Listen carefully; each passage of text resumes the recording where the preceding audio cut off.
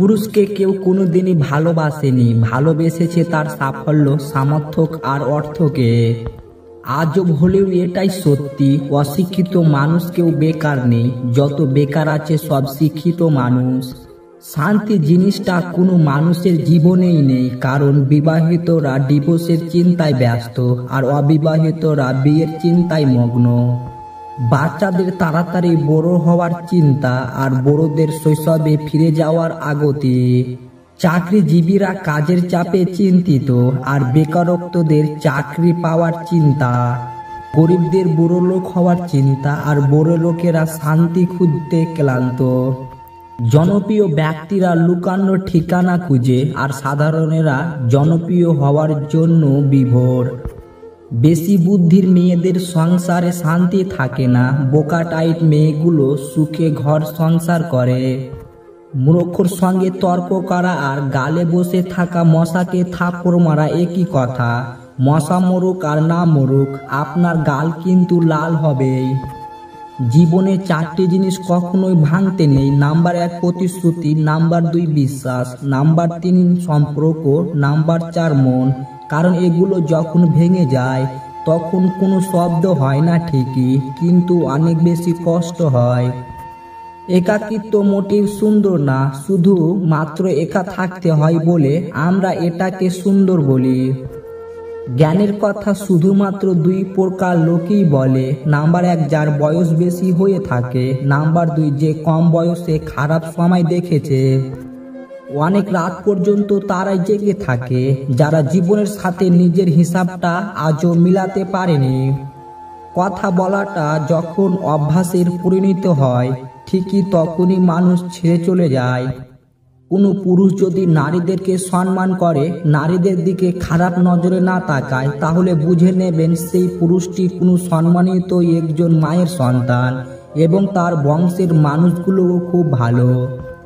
3 ধরনের নারী বিশেষ সমাধান থাকতে শাস্ত্র বলে। শুরু নিতম্বর পাছা নারী, বোবা নাখের নারী, পিতঙ্গকেশী নারী। এই 3 ধরনের মধ্যে ভয়ঙ্কর হলো পিতঙ্গকেশী।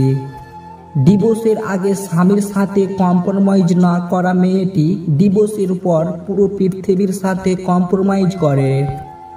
যে মেয়েরা বেশি কথা বলে তাদের মনে কোনো ঘোরপ্যাচ থাকে না।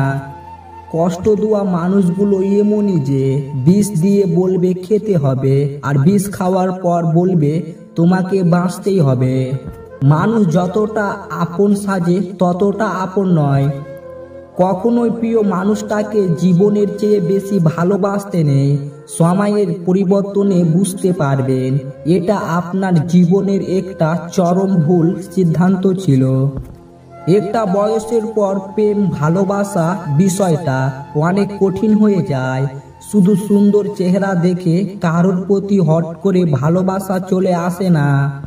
তখন কাউকে পছন্দ হওয়ার আগে পরিবার, ব্যবহার, ক্যারিয়ার, মানসিকতা, ব্যক্তিত্ব আরও 100টা ফ্যাক্টর মাথার মধ্যে ঘুরপাক খেতে থাকে।